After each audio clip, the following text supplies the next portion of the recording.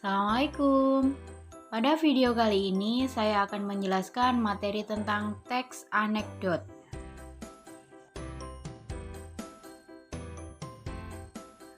Teks anekdot adalah cerita singkat yang di dalamnya mengandung unsur lucu dan mempunyai maksud untuk melakukan kritikan.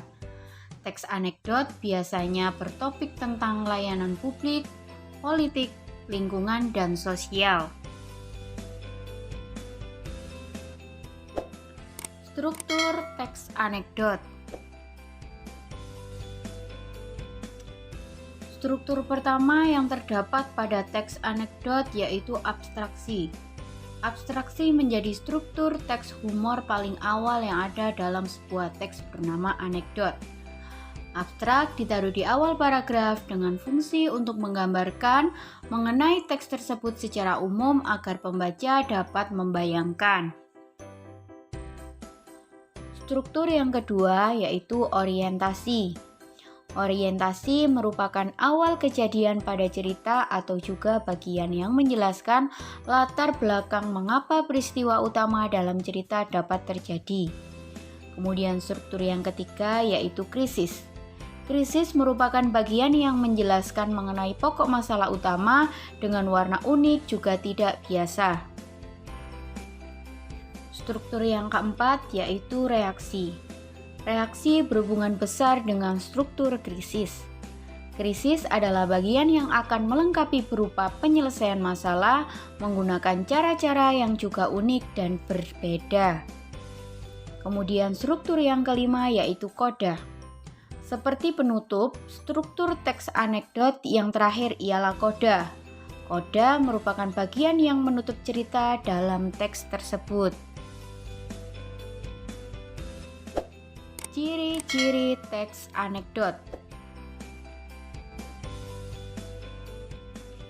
Ciri yang pertama yaitu berupa teks yang mendekati perumpamaan.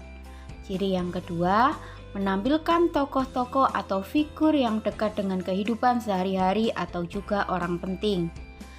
Yang ketiga, memiliki sifat humoris, lucu, menggelitik, dan berbau lelucon tapi menyindir. Dan ciri yang keempat, terselip kritikan atau tujuan.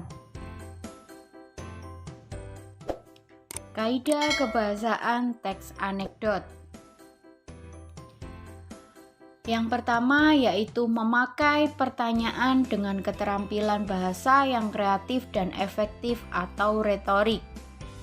Yang kedua, menulis sesuai struktur yaitu diawali dengan bagian abstrak dan diakhiri dengan bagian coda.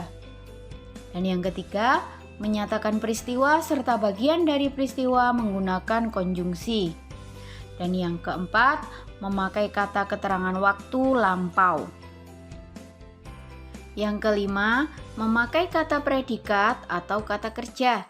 Yang keenam, memakai kalimat yang berbau perintah. Dan yang ketujuh, dibuat secara berurut dan kronologis. Demikian video kali ini, semoga bermanfaat dan selalu semangat belajar ya. Dan jangan lupa di subscribe. Wassalamualaikum warahmatullahi wabarakatuh.